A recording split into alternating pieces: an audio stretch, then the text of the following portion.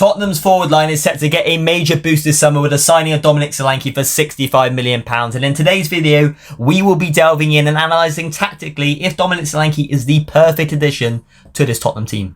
Now, at first glance, this signing may seem that Tottenham has splurged too much money on the player who's only had one good season in the top flight, but it is actually a very shrewd signing from Postacoglou. Well, Solanke's time at Bournemouth has been quietly impressive as he's become a key member to Bournemouth's direct style of play, and Bournemouth one of the best teams in the Premier League at direct attacks last season as well, weren't they? Yeah, they were absolutely brilliant on the break, and as we know, Postacoglou's system at Tottenham is very much evolved around quick counter-attacking football, direct, and Solanke seems like he would be a perfect fit for that system, doesn't he? Yeah, definitely. For example, last season, Bournemouth faced Newcastle at St James's Park, and they looked to be aggressive and suffocate their opponents. And as a part of that, Solanke relentlessly pressured the Newcastle defender, forcing a pass back to Dubravka, who then made a mistake that led to a goal. Another example, but this time against Brighton, it played out similarly, with Solanke netting another after Bournemouth pressed high, cutting off the passing lanes during the build-up phase, which forced the keeper into a mistake. And there is a high chance that Postacoglou will use Solanke in a similar off-the-ball role, because Ange loves his teams to play fast, aggressive football, press high and capitalise upon any mistake from the opposition,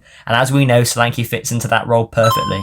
And Solanke has actually spoken openly about how playing in a high-pressing system suits him, as he's often in the centre of the goal and ready to pounce on opportunities. Well, this sort of willingness and tactical awareness works perfectly for Ange, and hence why he wanted to sign him. Yep. And let's not forget about the amount of chances that Spurs create from wide areas. Timo Werner, Son, Brennan Johnson, they will fizz balls into the area. And what does Solanke like to do, and what is he good at? Poaching upon those opportunities. Well, his knack of finding space in the opponent's penalty area is key. He is a brilliant player within the 6-yard box where he accumulates a high amount of XG, and chances like that are just bread and butter for Solanke, aren't they? And to be fair, that's why he scored a staggering 19 goals at Bournemouth last season as well. Well, not bad for a team that finished mid-table, is it? Absolutely not.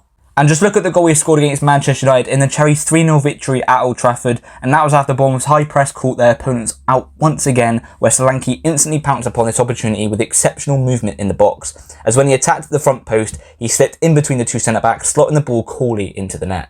And although this move may not grab the headlines because Solanke isn't a high-profile player, it could work out perfectly for Tottenham. And also, let's delve into his physical approach and the way he holds up the ball and the way he can bring others into the game, which we haven't really seen since Harry Kane left the club. Well, first, let's talk about his size and strength. Solanke stands at an imposing 6'2", which gives him a natural advantage when it comes to holding up play and bringing others into the game. This back-to-goal play is one of his strongest assets, and this is something that Tottenham can really capitalise on, with Richarlison and Son offering different strengths up front compared to Solanke, who adds a completely different dimension. As we know, at Bournemouth, Solanke was the perfect player for that. Kluivert, Dango, Tavernier, they were brought into the game because of Solanke. He'd hold the ball up, lay it off and get them into promising position. So not only is he a good goal scorer in the box, he can also offer something else in terms of his team play and his all-round game, really, can't he? Absolutely, and his ability to shield the ball, win fouls and withstand pressure from other defenders is certainly impressive, and it is something that Tottenham have actually really lacked, especially in those tight areas where you need that just a bit of extra physical strength, you know what I mean? Well, since you lost Harry Kane, you haven't really had that striker. Yes, Richarlison does it to an extent, but not like Solanke. No. Like I said, we've seen him do it for Bournemouth, and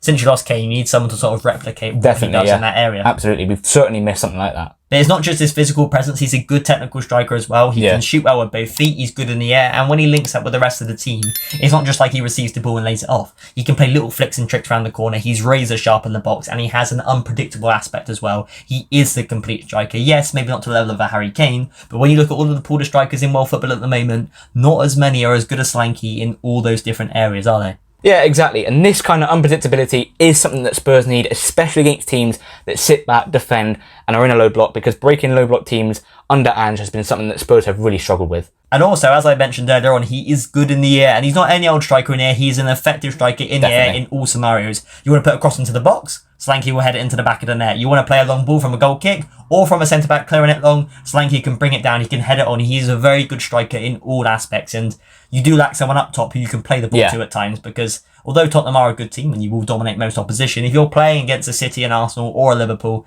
and you're sort of sat in within your own half for a while and you want to send the ball long, it's good to have a player like Solanke who can sort of chest it down or flick it on to the Russian runners that go past him. So having that sort of attribute within his locker will benefit you massively next season. And a great example of this was when Bournemouth faced Nottingham Forest, where Solanke picked up a hat-trick with 2-headed goals, which single-handedly earned all 3 points for the Cherries. At 26 years old, Solanke boasts a 42% success rate in aerial duels, which not only adds another attacking threat for Spurs, but also provides a useful option if they need to play direct, like I touched upon earlier on. And another crucial aspect of Solanke's game is his mobility in and around the final third. It's not only his ability to hold up the ball and lay it off to others, but his ability to run the channels, bring others into the game. And as we know, Tottenham, they have quite a fluid attack. Son, Brennan Johnson, Timo Werner, Solanke, players like this, they can interchange. So if Solanke wants to drift wide, Son can drift into the centre. Solanke wants to play a link-up play on the edge of the box with Brennan Johnson or Maddison. He has a lot of tricks within his locker, a lot of strings to his bow, and that is just perfect for Tottenham. And as we keep reiterating, Solanke is not a one-dimensional striker, is he? Absolutely not. He is so good in all areas, and the way that Postecoglou wants to play which is varied in the attack, and obviously he will come up against different opposition, which pose different things. Solanke is the perfect striker to cater to all areas. Definitely. Oh, mumbling, that's how good Solanke is. But all in all, let's be real, for £65 million, it may seem like an eye-watering amount of money. You may be saying that's a stupid amount of money to spend on a player who's had one good season in the top flight. But when you look at his overall skill set, the ability and the sort of proficiency that he will bring to this Tottenham team, he could become one of the stand-up players in the Premier League next campaign and potentially propel Tottenham to one of their first ever trophies in a long time. Yeah, exactly. And as a Tottenham fan, I have been thinking £65 million is a big fee for someone like Solanke, but as we've been touching upon, he does add a completely different dynamic to the team, and £65 million definitely could be well spent by the North London club. Well, if he goes and scores 20 goals next season, propels you into the top four, and you win a Carabao Cup or an FA Cup, he's worth his weight in gold. And no one's going to be talking about the fee then, because we're in Champions League football, and that gets you plenty of money. Exactly. So although £65 million on paper may seem a lot for a player like Solanke, it's not a bad investment, and although it could be risky for Tottenham, I do think it could be money well spent when we look at this in a year or two's time. And I agree. But now handing it over to you guys. Comment down below what are your thoughts and opinions on Solanke's potential, seemingly imminent move to Tottenham. Do you think it's money well spent by Tottenham? Do you think they've overpaid? And most importantly, do you think Solanke will succeed at Tottenham if he supposedly joins them over the next coming days? Comment down below your thoughts, like and subscribe for more content just like this one. Thanks for watching, and we'll catch you in the next one.